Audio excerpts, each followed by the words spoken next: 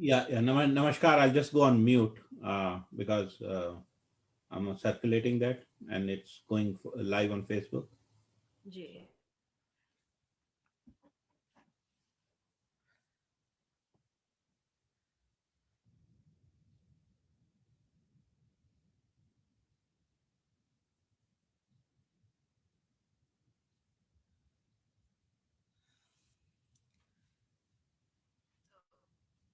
पिछले सप्ताह के क्रम में हम आज फिर उपस्थित हैं श्रीमद् वाल्मीकि रामायण का पारायण आप सबसे बांटने के लिए।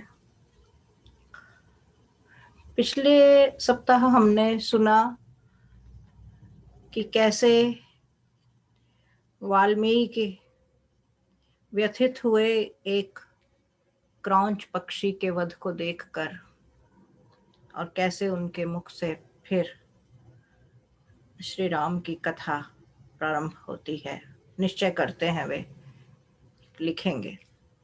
उससे पहले कभी उन्होंने मुनि नारद से प्रश्न किया था कि ऐसा कौन है संसार में जो आदर्श नायक हो पूरे समाज के लिए,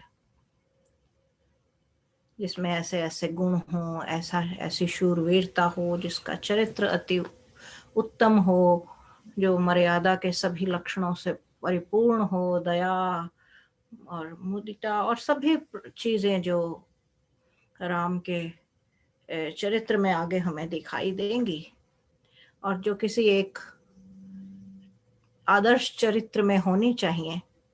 वाल्मीकि का प्रश्न था कि क्या कोई ऐसा चरित्र है भी, कोई ऐसा व्यक्ति भी है? क्योंकि आप जानते हैं कि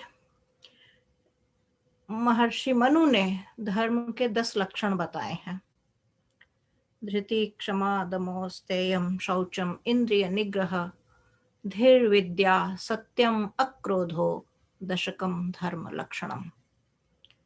तो धर्म के यह जो 10 लक्षण बताए हैं, वाल्मीकि के मन में भी संभवतः शंका हुई होगी कि यह जो धर्म हम चाहते हैं कि मनुष्य के चरित्र में धर्म का निवास हो, वे धार्मिक हों, जो कैरेक्टरिस्टिक्स होते हैं एक ह्यूमन बीइंग के, ये सारे कैरेक्टरिस्टिक्स किसमें होंगे, कौन ऐसा होगा?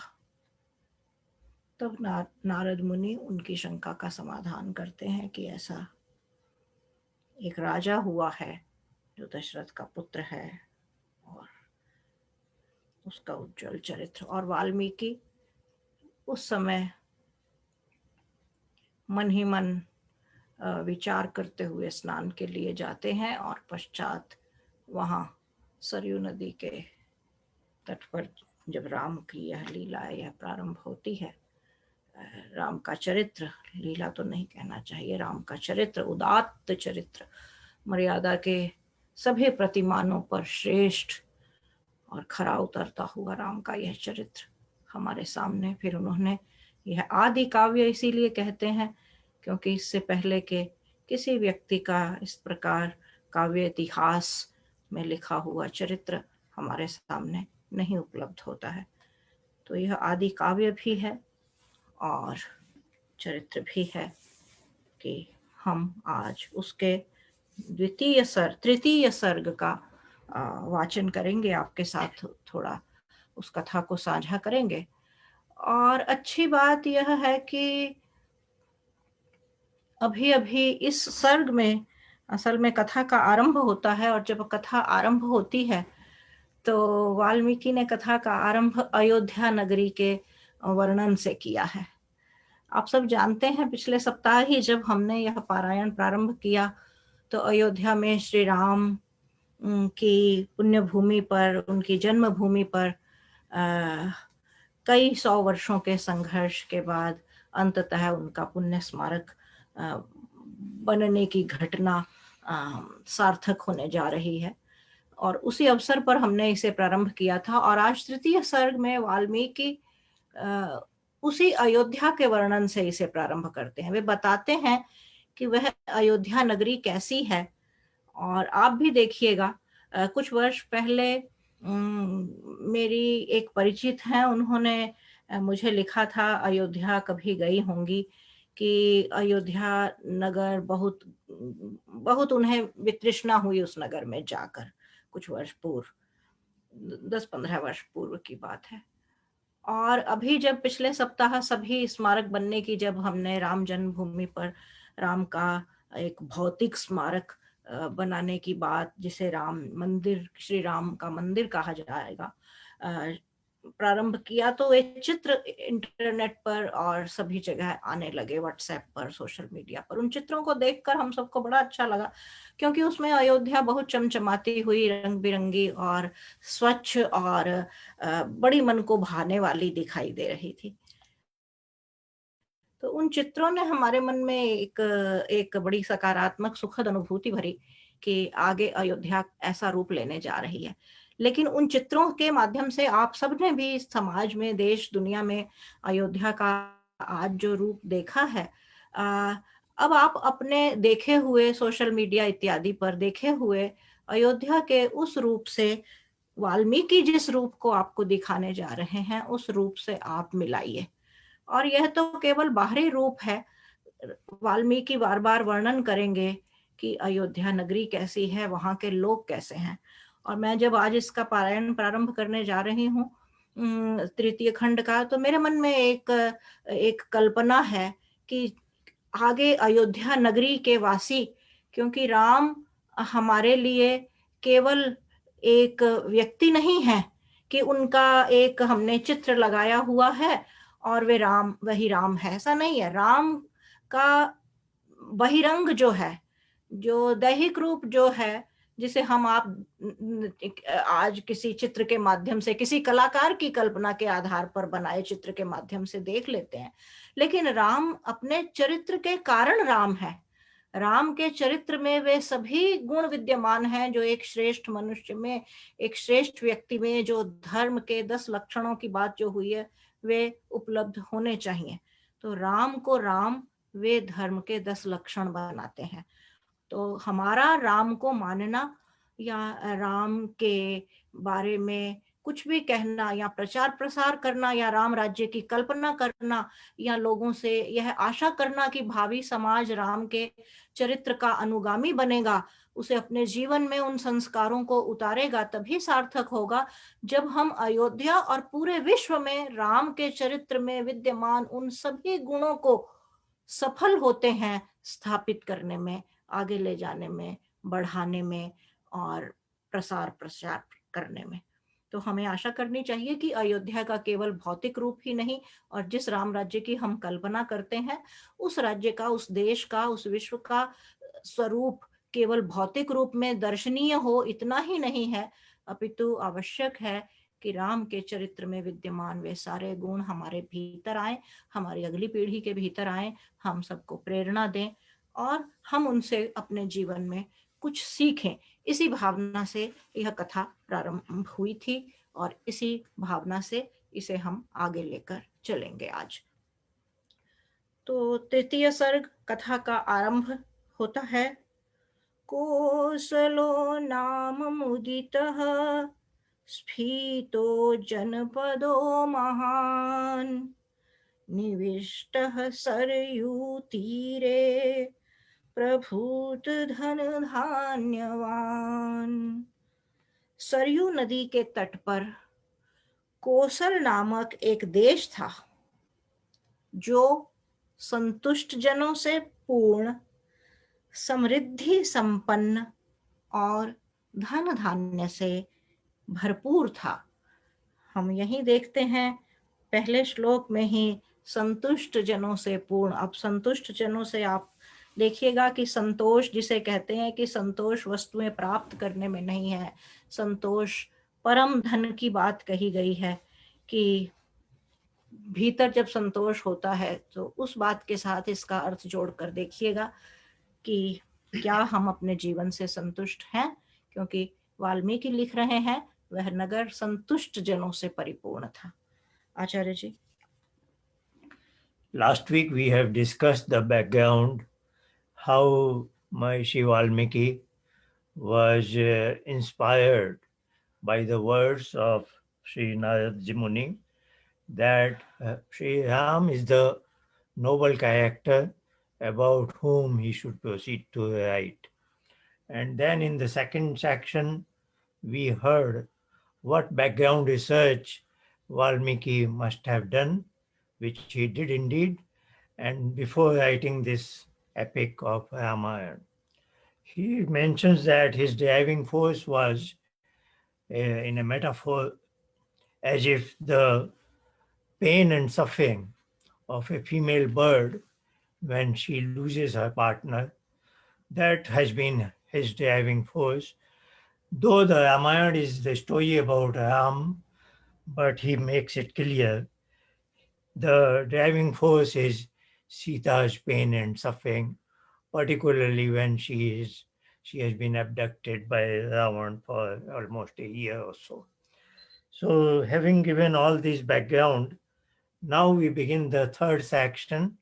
Third section begins with the description of Ayodhya, that's the capital city of the state of Kausal. And right in the beginning, at the outset, Valmiki says that the residents of this state are very contented and they are slightly above the average people in the sense they are very talented, and it is particular capital city Ayodhya is on the banks of a river called Sarayu. Now we'll go further. Ayodhya नाम नगरी तत्रासिल्लोकविश्रुता मनुना मानवेन्द्रेण या पुरी निर्मिता स्वयं। अब यह नगरी कैसी है और कैसी बनी हुई है, किसने बनाई है? मैंने अभी महर्षि मनु का नाम लिया कि महर्षि मनु ने धर्म के 10 लक्षण बताए हैं। महर्षि मनु को लेकर बहुत से लोग बहुत सी बातें कहते रहते हैं, किंतु ध्यान रखना होगा किसी भी बात पर उनकी विश्वास करने से पहले हमारा इतिहास बहुत बार नष्ट किया गया, बहुत बार तोड़ा मरोड़ा गया, उसमें जबरदस्ती चीजें मिलाई गईं तो उनको बदलने के लिए ताकि लोगों पर उनका गलत प्रभाव हो। और भारतीय स्वाभिमान, भारतीय वांग्मय, वैदिक साहित्य, वैदिक वांग्मय, हमारा चरित्र ये सही सही विश्व तक न पहुंच सके, क्योंकि उन्हें नष्ट करना ही उद्देश्य था जिन्होंने ऐसा किया। तो मनु के नाम से जो कुछ प्रचलित है या किसी कईयों के नाम से संस्कृत में बहुत सी सामग्री उपलब्ध होती है जिसे लोग मान लेते हैं कि संस्कृत में है तो अवश्य बहुत हमारे ऋषियों द्वारा ही आई हुई है।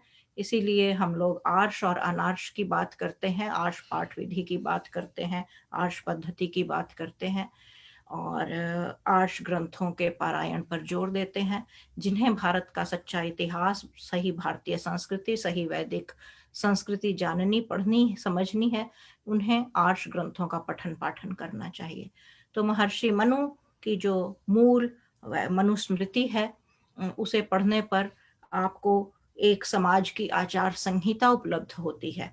उसी आचार संहिता के संदर्भ में महर्षि मनु ने मनुष्य के धर्म के 10 लक्षण बताए हैं कि वे क्या लक्षण होते हैं और एक मनुष्य में क्या होने चाहिए।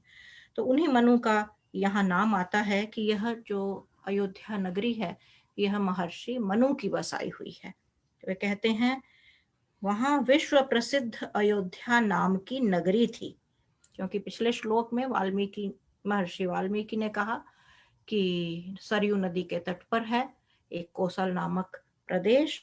तो अब आगे कहते हैं कि वहां एक अयोध्या नाम की एक नगरी है और उस नगरी का निर्माण महर्षि मनु ने स्वयं किया था, स्वयं उस नगर को बसाया था। जी आचार्य जी। As I said, Ayodhya is the capital city, but it has been very ancient city, established, founded by Maharaj Manu, who is the first in the chronology of Indian kings, etc., who only gave us the constitution, namely Manusmriti, that should guide the functioning of a society, a community, and from political governance system also. आयतादश च द्वे च योजनानि महापुरी श्रीमती त्रीणि विस्तीर्णा सुविभक्त महापथा। आगे उसका परिमाण बताते हैं कितनी है। वह महापुरी, अयोध्या जिस नगरी की बात हो रही है, जैसे आज हम महानगर कहते हैं तो उसे पुर कहा जाता था।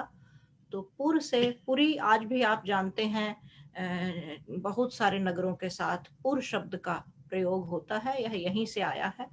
तो वह जो महापुरी है वह 12 योजन अर्थात 60 मील लंबी और 3 योजन अर्थात 15 मील चौड़ी थी। उसमें बड़ी सुंदर लंबी चौड़ी सड़कें बनी हुई थी। तो जो हम स्थापत्य कला की बात करते हैं और नगर निर्माण की हम बातें कहते हैं, हड़प्पा मोहनजोदाड़ो से जो हमारे पुरातात्विक अवशेष जिस सभ्यता को बार बार नष्ट किया गया मिलते हैं, उसका उद्गम उसका प्रारंभ बहुत पहले हमारी भारतीय सभ्यता के पूर्वजों द्वारा बसाए गए नगरों और पुरियों में उपलब्ध होता था।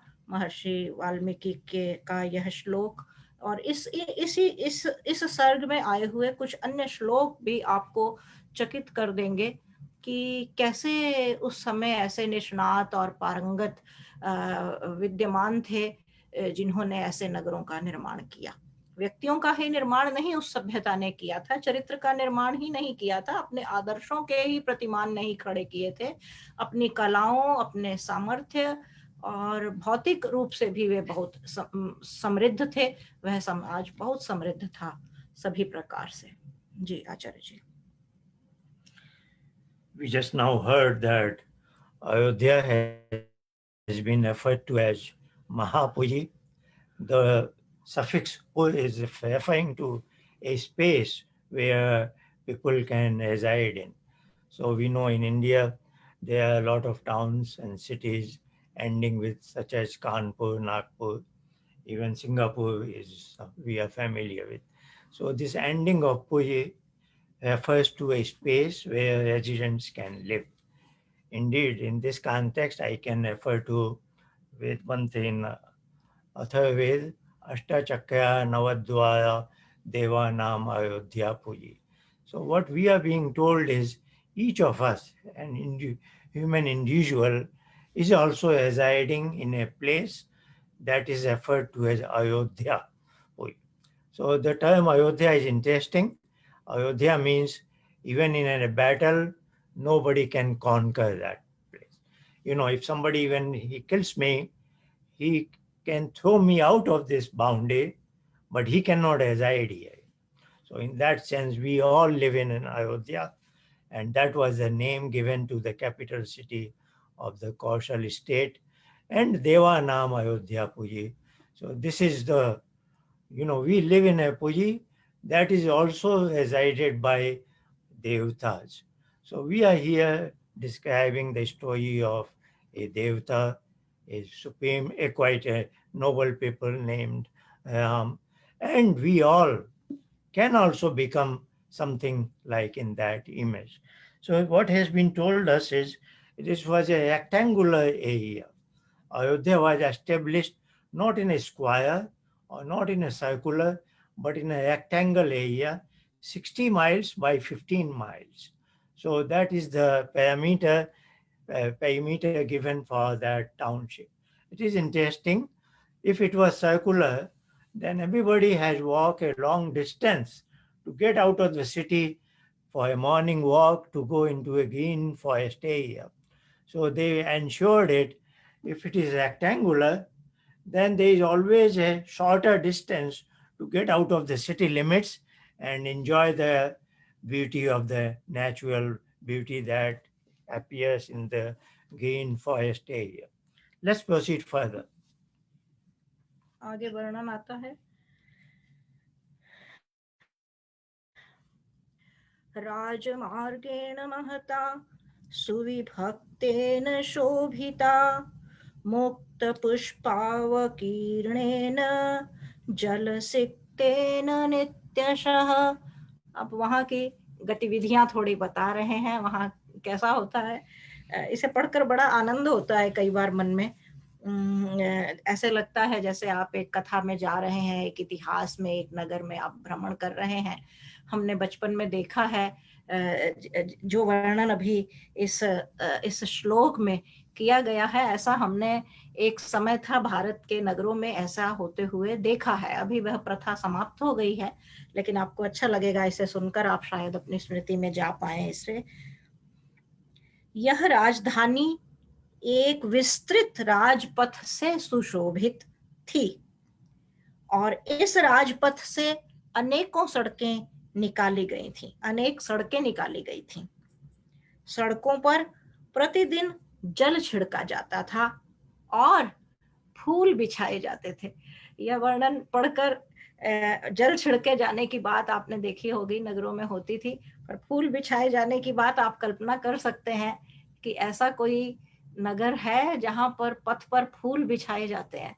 तो थोड़े आप एक स्वप्न से में चले जाते हैं। तो यह अयोध्या नगरी ऐसी थी, इसकी विशिष्टता थी। हम आगे बढ़ते हैं आचार्य जी। So the main boulevard that was going through the length of the town, the city of Ayodhya.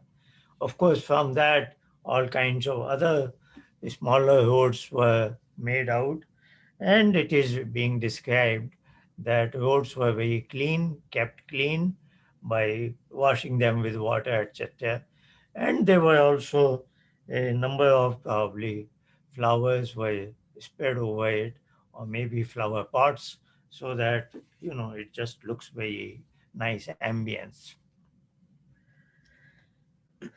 तां तु राजा दशरथो महाराष्ट्र विवर्धनः पुरीमावासयामास दिवि देवपतिर्यथा।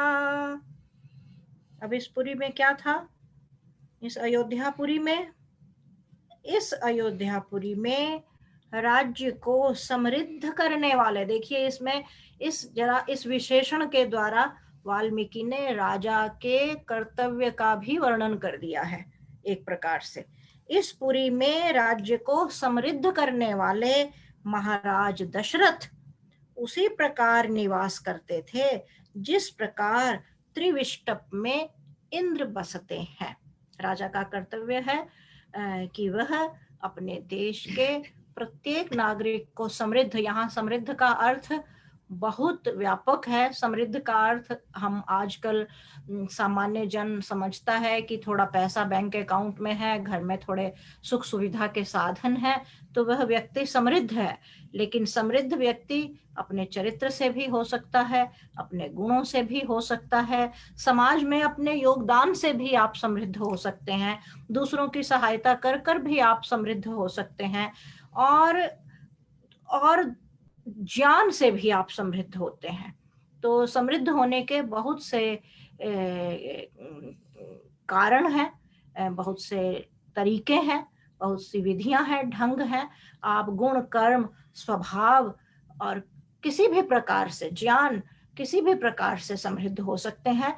तो ऐसा राजा होना चाहिए जो स्वयं ऐसा हो, सभी प्रकार से समृद्ध हो, तभी वह अपनी प्रजा को सभी प्रकार से समृद्ध करने में सफल हो पाता है।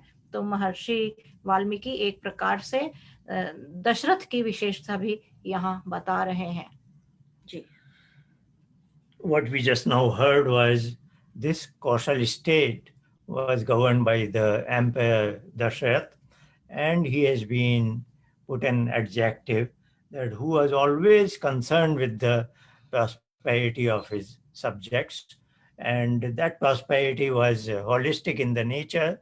The word samriddhi means not only the material prosperity, but intellectual and moral and high stature.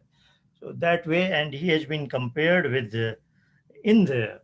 So, in the Indian Vedic context, any state has two important governing wings, namely the legislator and the law enforcement, what is called law and order. So in Vedas, we hear Brahmacha Kshatriyamcha. So you have to have high order of intellectuals and great order of, Kshatriya.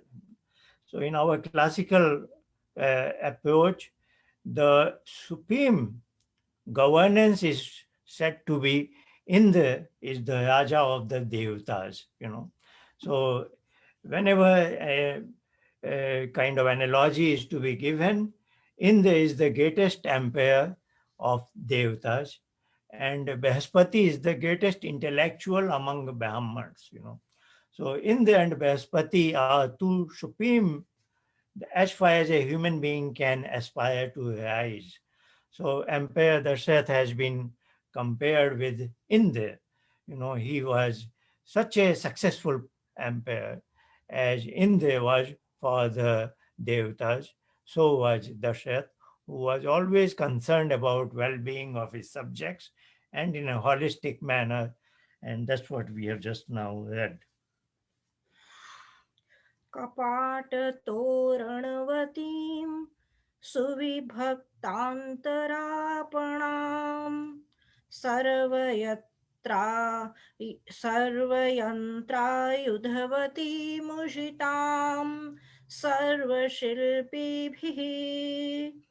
अभी हमने दशरथ के गुणों और दशरथ की सामर्थ्य और उस नगरी के परिमाण और नगरी का रूप थोड़ा वर्णन किया। अब थोड़ा और जिसे कहते हैं उसको व्याख्यायित करते हैं कि यह तो उसका दिखाई दे रहा रूप था, लोग ऐसे थे, लेकिन अब वहां नगर नगर में क्या था। वे कहते हैं यह नगरी तोरण द्वारों और सुंदर चौड़े बाजारों से युक्त थी। सब प्रकार के यंत्र वहां विद्यमान थे तथा नाना कला विशारद शिल्पी वहां वास करते थे।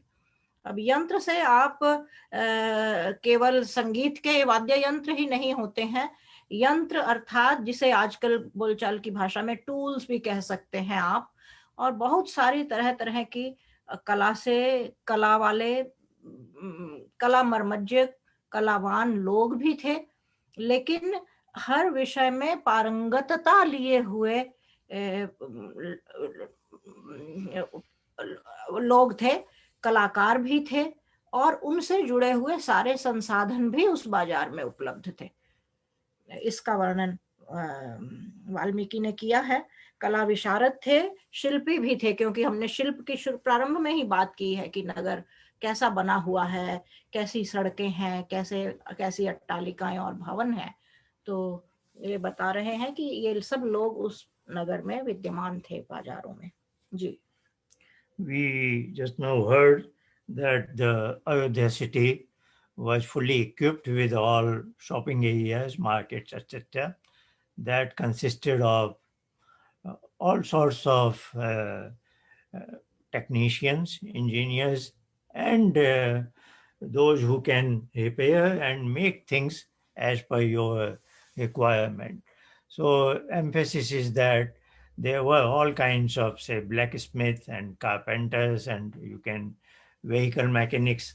So all the facilities that should be available in a good, well-equipped city, that was there. There were nice gateways also.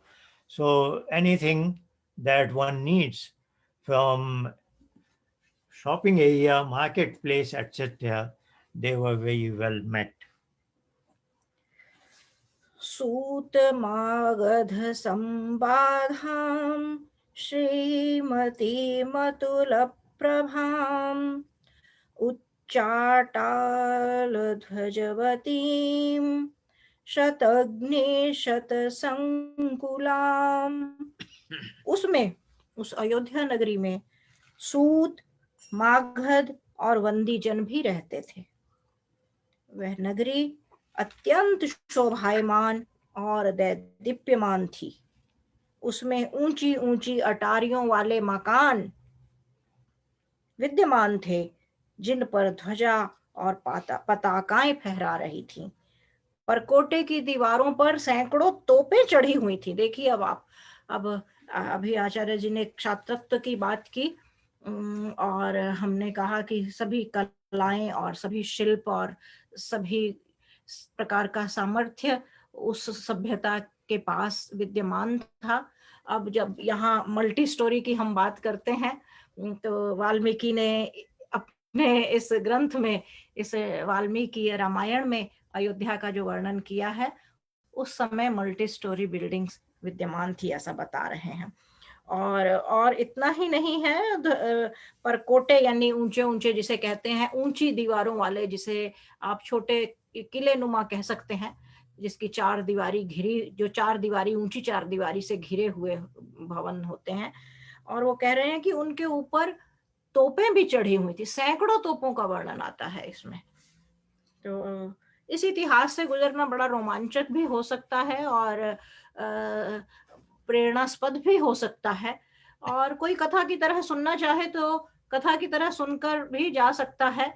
लेकिन सबसे अच्छा है कि आप इसे कथा की तरह सुनने की अपेक्षा इसे पढ़ें, समझें और जानें कि आप किस इतिहास से आए हुए लोग हैं, आपका इतिहास कैसा था, आपके पूर्वज कैसे थे, आप उस पर गर्व कर सकें और उसे अनुभव कर सकें, उसे आगे के जीवन में उससे कुछ सीख समझ सकें, उस गर्व को जीवित रख सकें। As you know, the Vedic concept of a society is 4 pillars of Brahman, Kshatriya, Vaishya, and Shudra. So this is not birth-based. This is based on your own merits and your own temperaments, etc. Now, Brahman is one who is in the education sector. Kshatriya is in law enforcement. Vaishya is in production of commodities, including farming and their trade and commerce. And Shudra is a service class.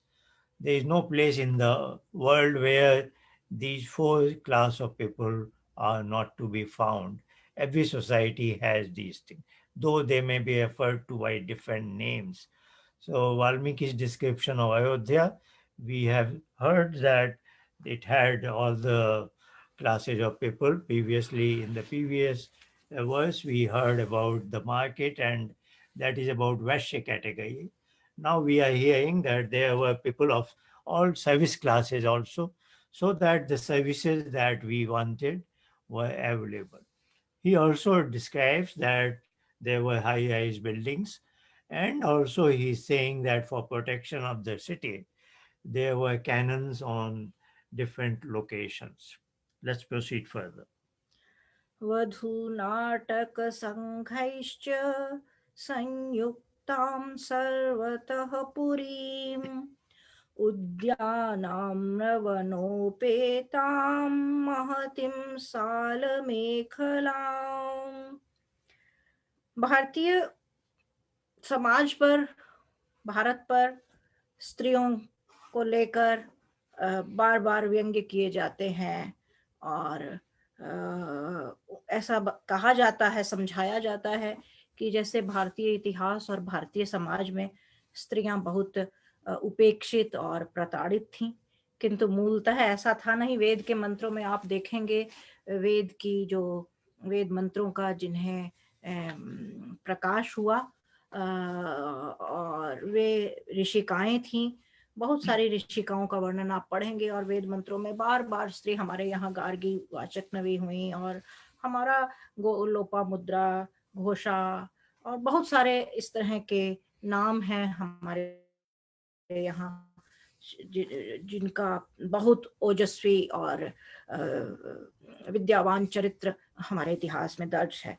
अब यहाँ भी आप देखिए, यहाँ वाल्मीकि लिखते हैं, स्त्रियों की स्थिति थोड़ी सी दिखाई देगी आपको। यह नगरी स्त्रियों की नाट्य समितियों से युक्त थी। स्त्रियां समाज में ऐसा स्थान रखती थीं कि उन्होंने अपनी संस्थाएं, संगठन बने हुए थे उनके उनके कुछ ऐसे दल थे जो नाट्य समितियां, जिसे अभिनय से जुड़ी हुई स्त्रियां थी। तो और यह कोई नई बात नहीं है कि भारतीय समाज में स्त्री सदा से वंदनीय, पूजनीय, आदरणीय रही है। पूजनीय का अर्थ आप यह मत समझ लीजिएगा कि कोई दीपक और थाली लेकर उसकी पूजा होती थी। पूजनीय का अर्थ होता है जहाँ समाज उन्हें प्रसन्न रखता है, उनका आदर देकर उन्हें प्रसन्न रखता है, जब तब उसे हम पूजा के अर्थ में लेते हैं। तो ऐसा स्त्रियों से समुन्नत समाज हमारा रहा है। फिर भी आगे लिखते हैं, उद्यान और आम के वन नगरी की शोभा को बढ़ा रहे थे। नगरी के चारों ओर शाखों के लंबे लंबे वृक्ष थे। तो हरियाली, अभी प्रकृति वर्णन भी जैसे नगर के वासियों का हुआ, अब थोड़ा प्रकृति वर्णन आया है यहाँ कि वहाँ संकेत हैं। ये ऐसा नहीं है कि केवल नगरी पर कई पन्ने लिखे जा रहे हैं, यहाँ लगातार संकेत में वर्णन आ रहे हैं, क्योंकि मूल उद्देश्य थोड़ी सी झलक देना आपको उस समय के और समाज और देश की, और मूलतः इसके माध्यम से यह सभी तो उसके सहायक वर्णन है। मूलतः है कि राम के चरित्र को समाज की अगली पीढ़ी तक पहुंचाना। तो इस तरह से आप साथ साथ राम का चरित्र जब हम देखेंगे तो साथ साथ हमें वह इतिहास भी जगह जगह अलग अलग खिड़कियों झरोकों से झांकता हुआ दिखाई देगा। उसी दृष्टि से आप इन छोटे छोटे अंशों को देखिए। दो पंक्तियों में कहे गए आर्या छंद, अनुष्टुप छंद में कहे गए छोटे छोटे वाक्य हैं, किंतु इनमें बहुत बड़ा इतिहास छिपा हुआ है। Again, description of Ayodhya is there were scattered all sorts of green areas with plants and trees, and mango has been identified. So, you can walk into a green area nearby. But one more important point has been identified as women managed drama clubs, etc. So, as we know very well, women are talented in conveying complex messages through artistic means, and that has a lot of influence and impact for learning besides this pedagogic learning. Indeed, this Ramayana itself is a subject of Ram Leela, as we know. So this has been identified that Ayodhya consisted a number of drama clubs administered by ladies who have that sense, the artistic sense, and they tried their best.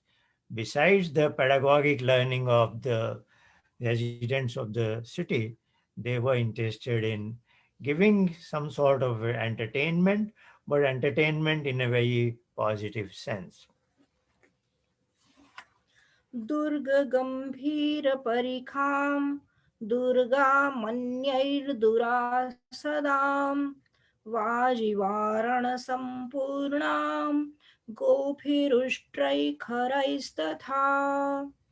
यह नगरी, अब जब ऐसी नगरी हो, आप जानते हैं भारत को सोने की चिड़िया कहा जाता था, यही उनका श्रेय सुन सुनकर लोगों से उसके बारे में जान कर सब लोग आते गए लूटने की भावना लेकर। और लूटना केवल फिर वह धन और अर्थ और संपत्ति ही लूटना नहीं रहा, वह हमारी सभ्यता, संस्कृति, हमारा वांग्मय और हमारे चरित्र तक को एक तरह से, जिस तरह से बाद में दूषित हुआ और पतन हुआ, वह सारा सब कुछ एक तरह से लुट गया। तो हम जब इस कथा को बार बार पढ़ते हैं, राम की कथा को मूलतः ऐतिहासिक रूप से राम के काल में ही वाल्मीकि ने कहा था, अतः वाल्मीकि द्वारा कही गई कथा ही ऐतिहासिक है। और बाकी इन लाखों वर्षों में लाखों लोगों ने हजारों भाषाओं में, हजारों देशों में, हजारों विधियों से इस कथा को कहा, और इस कथा को बार बार कहने दोहराने का यही अर्थ है। मैंने पिछले सप्ताह भी कहा था कि जितनी बार हम किसी अच्छी चीज के बारे में सुनते हैं, जानते हैं, पढ़ते हैं और समझते हैं, देखते हैं, उतनी बार हमारे मन पर एक अच्छा प्रभाव पड़ता है, एक संस्कार निर्मित होता है और हमें एक प्रेरणा मिलती है। तो यह जो हमारा आदि चरित्र था, भारतीय चरित्र, जो बड़ा उच्च कोटि का, गर्व करने योग्य, जिसका प्रतिबिंब श्री राम का वर्णन हम पढ़ रहे हैं, इसको सुरक्षित रखने के लिए, इस पर भी आप जानते हैं कि इस नगरी में भी कहीं ऐसा ना हो, यद्यपि उस समय की सभ्यता, इस तरह की सभ्यता और संस्कृति ऐसी नहीं थी, किंतु फिर भी सुरक्षा समाज की राजा का कर्तव्य होता है। इसीलिए क्षत्रिय ही राजा बनते थे, विद्वान और भी होते थे, राजा विद्वानों का सत्कार करता था, लेकिन राष्ट्र की बागडोर एक समर्थ और शक्ति संपन्न व्यक्ति के हाथ में दी जाती थी। प्रारंभ में ही आपने देखा, जब वाल्मीकि ने नारद से पूछा था तो उन्होंने एक विशेष वर्णन आया था कि राम की जो भुजाएं हैं वे उनके घुटनों तक आती हैं। और फिर आगे एक जगह वर्णन आएगा कि राम जो है जब तीर चलाते हैं, राम का प्रत्यंचा चढ़ाना, जैसे जब सीता के विवाह का, स्वयंवर का प्रकरण आता है, तो राम धनुर्विद्या में बहुत निपुण थे और उस निपुणता का कारण इस प्रकार से था जैसे कि विधि ने स्वयं उनको इतनी लंबी भुजाएं, हमारे यहाँ आज भारतीय कद में छोटे हो गए, छोटे हैं, नाटे दिखाई देते हैं दूसरे समाजों की तुलना में, लेकिन एक समय था हमारे वहाँ लोग इतने लंबे चौड़े, बाहुबली और इतने, जिसे कहना शारीरिक बल से संयुक्त, सौष्ठव से युक्त ऐसे समाज के ऐसा समाज था हमारा। और ये सभी, जब आप शरीर से, आप गुणों में बहुत अच्छे हो, आपने विद्या पढ़ी हो, लेकिन अकस्मात कोई समस्या आ जाए, विपत्ति आ जाए, तो आपको इतनी शारीरिक सामर्थ्य से युक्त होना आवश्यक होता है कि आपकी सेनाएं, आपके रक्षक और आपकी सभी प्रकार के साधन, वह रक्षा आपको उपलब्ध करवा सके। तो अयोध्या में यह सुनिश्चित करने के लिए महर्षि मनु द्वारा अयोध्या बसाई गई थी। फिर लंबा राम के जब स्वयंवर होता है, सीता स्वयंवर, उस समय आप देखेंगे कि राम के कई कुलों का वर्णन आता है जब विवाह की विधि की जाती है। तो इस पूरी परंपरा, जो राम का कुल था, जिसे रघुकुल भी कहा जाता है, इस पूरे, इन सभी राजाओं ने जो बल में बहुत समर्थ थे, बहुत बलवान थे, इन्होंने अपने नगर के सभी लोगों को सुरक्षा प्रदान करने के लिए भिन्न भिन्न प्रकार की व्यवस्थाएं की हुई थी। और उन व्यवस्थाओं का ही परिणाम यह था कि अब वाल्मीकि लिखते हैं कि यह जो नगरी थी, जिस अयोध्या का हम वर्णन कर रहे हैं, यह दुर्गम किलों, दुर्गम शब्द अपने आप में आप इसके भीतर एक बहुत गहरा अर्थ छिपा हुआ।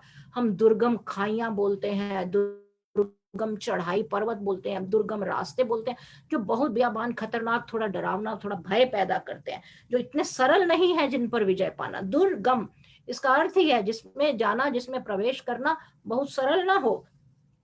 तो यह नगरी दुर्गम किलों, इसमें ऐसा नहीं था कि एक ही किला था कोई राम का, बहुत सारे किले थे इसमें, किलों बहुवचन आया है यहाँ पर। तो यह नगरी दुर्गम किलों और खाइयों से युक्त थी। शत्रु इस पर आक्रमण करने में असमर्थ थे। हाथी, घोड़े, बैल, ऊंट और खच्चर स्थान स्थान पर दीख पड़ते थे। तो अब आप देखेंगे, क्योंकि खच्चर एक ऐसी नस्ल है जो मिश्रित नस्ल मानी जाती है, घोड़े और गधे की हाइब्रिड जिसे हम कहते हैं, लेकिन जब खच्चर का वर्णन अगर वाल्मीकि रामायण में आ रहा है तो आप समझिए कि उस समय यह प्रक्रिया उस समय भी रही होगी समाज में। लोग ऐसे समर्थ थे कि इस तरह से नस्लों का मिश्रण किया जाता रहा। जी आचार्य जी। Now the periphery of Ayodhya is being described. that there were a number of castles. The word used is Durg.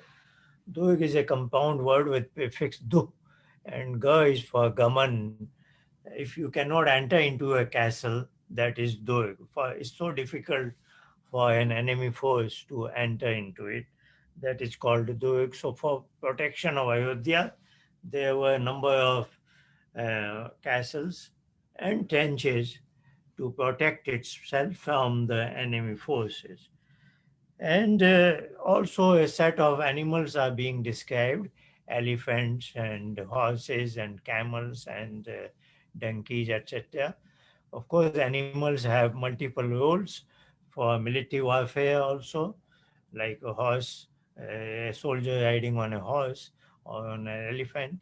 And also it has a number of things to give to the community as carriers of loads, carriers of human uh, passengers, and so on and so forth. So such animals were very widely visible at different places in Ayodhya. चित्रामष्टापदाकारां वर्णारीगणायुतां सर्वरत्नसमाकीर्णां विमानगृहशोभितां। राजभवनों का रंग सुनहरा था। नगरी में सुंदर स्वरूपवती स्त्रियां निवास करती थीं। रत्नों के वहां ढेर लगे रहते थे। वहां 7 मंजिल वाले मकान सर्वत्र दिखाई पड़ते थे। देखिए, अभी हमने कहा अट्टालिकाओं, बहुमंजिला अट्टालिकाओं का वर्णन वाल्मीकि ने इस सर्ग के प्रारंभ में किया। अब यहाँ वे एकदम स्पष्ट कह रहे हैं 7 मंजिल वाले मकान। तो मैंने जब वाल्मीकि रामायण सबसे पहली बार पढ़ी थी, मैं 9वीं कक्षा में पढ़ती थी और इसका मैंने 2 बार पारायण किया था पूरा अकेले बैठकर। और जितना आश्चर्य पहली बार पढ़ने में इस वर्णन को हुआ था, मैं आपको हृदय से सच बता रही हूँ कि आज इसे फिर से पढ़ने में उससे अधिक आश्चर्य हो रहा है। और इस आश्चर्य का कारण ऐसा नहीं है कि ये कोई मेरे लिए नई चीज है या पहले वैसा है। आश्चर्य का कारण यह है कि हमारे कानों में सभी प्रकार से, सभी भाषाओं से, सभी विधियों से समाज ने लगातार हमें हमारी एक कंडीशनिंग कर दी हुई है। हम कंडीशनिंग से लगातार प्रतिदिन गुजरते हैं। और आप सोचिए कि आपके बच्चे कैसे इस कंडीशनिंग से गुजरते होंगे और वे क्या धारणा बनाएंगे। और यह कंडीशनिंग हमें इस तरह से करती है कि जैसे भारतीय सभ्यता तो या तो गडरियों और सांपों का देश है, यहाँ तो कुछ है ही नहीं, है ना। और किसी प्रकार की कलाएं, गुण, योग्यता, विद्या, तो हम यदि अपने इस प्राचीन वाङ्मय को नहीं जानेंगे, इसीलिए हम कहते हैं इसे पढ़ना जरूरी है। इसे कथा की तरह मत पढ़िए, इस इतिहास में गुजरिए आप और अपने बच्चों को भी बताइए। आप सुनेंगे तो आपके बच्चे भी शायद सुनेंगे और फिर विश्वास करना सीखेंगे और फिर वे शायद एक दिन इस प्रकार के विज्ञान और दूसरी कलाओं में शोध कर सकें, जानकारियां जुटा सकें। जिन्होंने राम सेतु खोजा वे वैज्ञानिक ही थे, है ना। और इस अभी आप गूगल मैप पर देखते हैं, बताते हैं लोग राम यहाँ से चले, यहाँ आए, कहाँ कैसे। और उस समय कोई गूगल मैप विद्यमान नहीं था, लेकिन यह सारी व्यवस्था उन लोगों के पास थी, सारी मैपिंग थी, मीलों में वर्णन आ रहे हैं। और आपने ऐसी विश्व इतिहास में ऐसी बहुत कम इतिहास ग्रंथ पढ़े होंगे जहां स्त्रियों को बार बार इस तरह से कि स्त्रियां किस प्रकार सुखी हैं। उस समय ऐसा समाज नहीं था कि वाल्मीकि को कोई स्पष्टीकरण देना पड़ता कि इस स्पष्टीकरण के कारण वह जबरदस्ती स्त्रियों का विवरण उस ग्रंथ में लिख रहे हैं, ऐसा नहीं। लेकिन सहज स्वाभाविक रूप से स्त्रियों का वर्णन आ रहा है। और जिस घर में, जिस समाज में स्त्री सुखी होती है, स्त्री प्रसन्न होती है, वह समाज इसीलिए स्त्री को माता निर्माता कहा कि वह अगली पीढ़ियों का, हमारी जीजाबाई का वर्णन आता है कि कैसी कैसी साम्राज्यां हुई हमारे यहाँ, जिन्होंने अगली पीढ़ियां ऐसी बनाकर हमें दी। तो इसलिए स्त्रियों को अपने परिवारों में उचित स्थान देना, अपने समाज में आदर देना, यह हमारी सदा से परंपरा रही है। और इस परंपरा का निर्वाह सदा से भारतीय समाज करता आया है। किन्हीं आक्रमणकर्ताओं, आक्रमणकारियों की सभ्यता जैसे जैसे आपकी सभ्यता में विलय होती चली गई, आती चली गई, तैसे तैसे हमारा समाज रूप बदलता चला गया। और उनसे बचाव के कारण, उन परिस्थितियों से सामना करने के लिए हमने बहुत सारे समाज ने अपने तरीके निकाले, उपाय निकाले। और उन उपायों को आप ऐसा मत समझिए कि वही हमारा इतिहास था या वैसा ही हमारा कोई रहन सहन था। हमारा वैसा रहन सहन कदापि नहीं था। ये ग्रंथ उसके प्रमाण है। इसीलिए यह कथा बार बार पढ़ी जानी चाहिए, क्योंकि यह सबसे प्राचीनतम इतिहास पुस्तक हमारे हाथ में, हमारी पीढ़ियों में के हाथ में जब तक यह विद्यमान है, तब तक कोई हमें, हमारे समाज को, हमारी संस्कृति को आंखें नहीं दिखा सकता।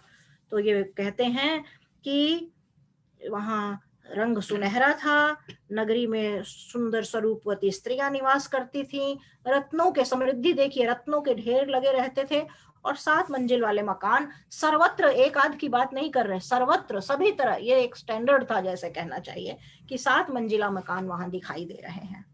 जी आचार्य जी। The government houses, or appropriately we should call it public service buildings, had a uniform color, namely golden color. So it was very easy to identify it. Anybody can walk in and get his problem solved.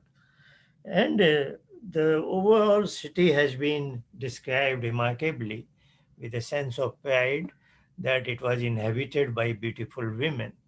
So that is that reflects the overall level of contentment in the society, because as we know, when we enter into a household, if you see the lady of the house smiling and in a very wonderful, attractive composition, you feel that this household has all the people who are happy and contented.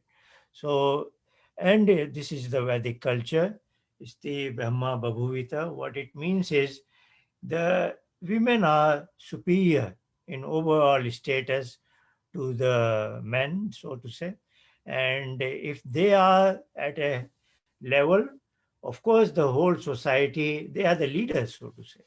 If they are not well composed, then you can assume the society is quite degraded. So, if that is, they are the engine of the society, so to say.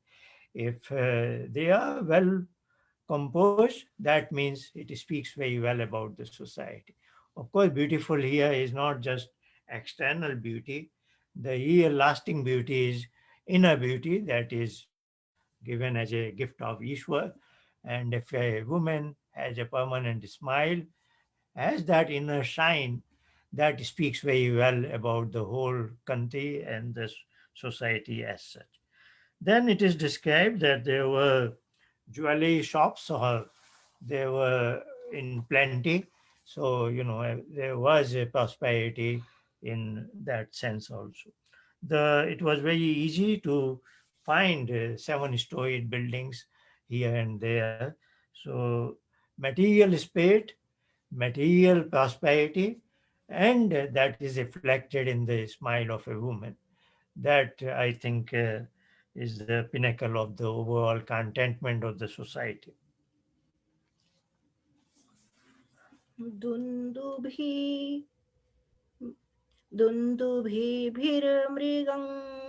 मृदङ्गैश्च वीणाभिः पणवैस्तथा नादितां भृशमयत्यर्थं पृथिव्यां तामनुतत्तमाम्। यह नगरी नगाड़े, मृदंग, वीणा और पणव आदि बाजों की ध्वनि से सदा प्रतिध्वनित हुआ करती थी। पृथ्वी तल पर उस राज्य की, उस देश की बात नहीं कर रहे हैं, पृथ्वी तल पर उसकी टक्कर की कोई दूसरी नगरी नहीं थी। क्योंकि आप जानते हैं राम का काल, राम चक्रवर्ती सम्राट थे और अयोध्या विश्व की राजधानी जैसी नगरी है। तो विश्व की राजधानी को जैसा होना चाहिए कि इतनी समृद्धि से परिपूर्ण, धन धान्य से परिपूर्ण, गुणों से परिपूर्ण, लोगों द्वारा सभी प्रकार के कलाओं वाले लोगों से, सभी सभी जगह से आए हुए, सब जैसे आज आप देखें कहीं महानगर में, क्योंकि राजभवनों की बात हुई है, सरकारी कामकाज जहाँ होता है और बड़े बड़े संस्थान होते हैं, उन संस्थानों में काम करने वाले फिर उसी प्रकार के लोग भी चाहिए होते हैं जो योग्यता में उतने समर्थ हों। तो इसलिए इस नगरी में यह सभी विद्यमान था। और इसके साथ ही एक बड़ी अच्छी बात है, हम जानते हैं कि कलाएं जब शांति होती है, यदि युद्ध की स्थिति हो, अशांति हो और घमासान हो या किसी प्रकार के संघर्ष हो, वहां कलाएं निवास नहीं कर सकती हैं। हम जब भी किसी कला की बात करते हैं, कला के लिए एक वातावरण चाहिए होता है। वह वातावरण तभी होता है जब वहां पर शांति का निवास होता है, लोग अपने अपने मन में उन उन सब अन्य रसों का आनंद लेने की स्थिति में होते हैं। तभी ये रस और इत्यादि भावनाएं जो हैं, जिन्हें कहा गया मनोभाव, हमारे प्रकट होते हैं।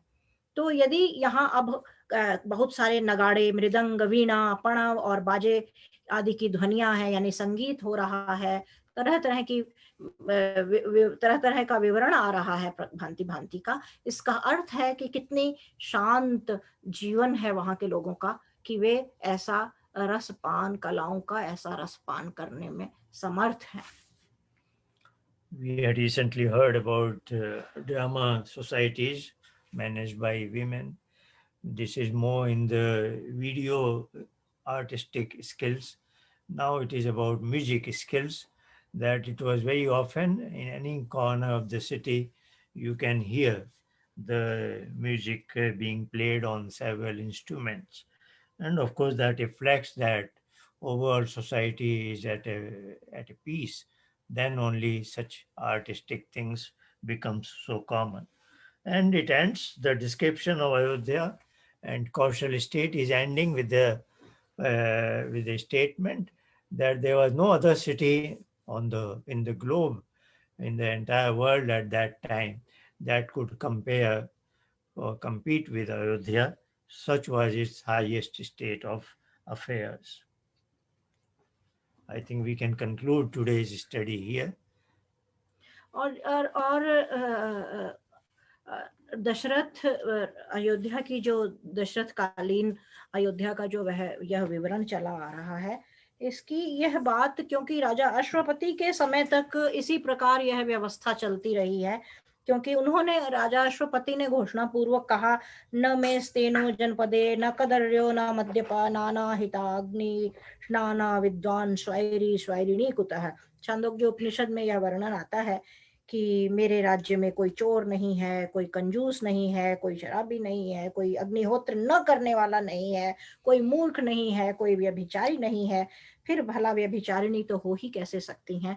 तो यह आप देखेंगे, इस नगर के माध्यम से आप उस सभ्यता और संस्कृति और उस समाज को जान और समझ रहे हैं, और यह समाज हम सबको प्रेरणा दे, और राम का यह चरित्र हमारे कर्मों को, हमारी बुद्धि को और हमारे विचार और सभी प्रकार के दैनंदिन, चाहे हम अपने परिवार में हैं, घर में हैं, समाज में हैं, संस्था में हैं, यह सभी हमें प्रेरणा देता रहे कि हमारे एक्शंस इससे प्रभावित हों और हम अपने आप में परिवर्तन लाएं।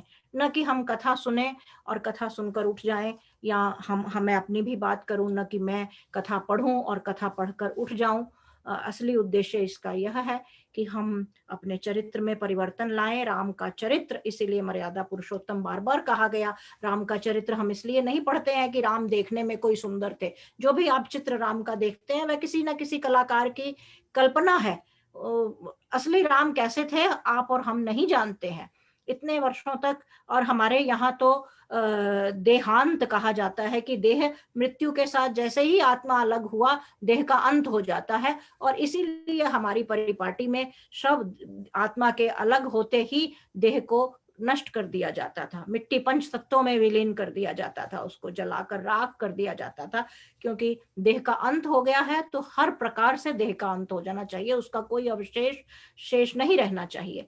तो इसी भावना से हमारे यहाँ देह और देह के रूप या देह का कुछ कर्ण किसी प्रकार से उसकी महिमा नहीं गाई गई है, उसकी बात नहीं की गई है। उस देह के भीतर जो व्यक्ति विद्यमान था, उस जीवात्मा को जो देह मिली थी, उस देह के भीतर जो चरित्र जिन संस्कारों को लेकर चल रहा था उसका महिमा गान किया गया, और उन्हीं की मर्यादा को अगली पीढ़ियों में स्थापित करने के लिए हम यह प्रयास कर रहे हैं। अंत में आज अभी तृतीय सर्ग यहीं पर समाप्त होता है, अगले सप्ताह हम चौथा सर्ग प्रारंभ करेंगे।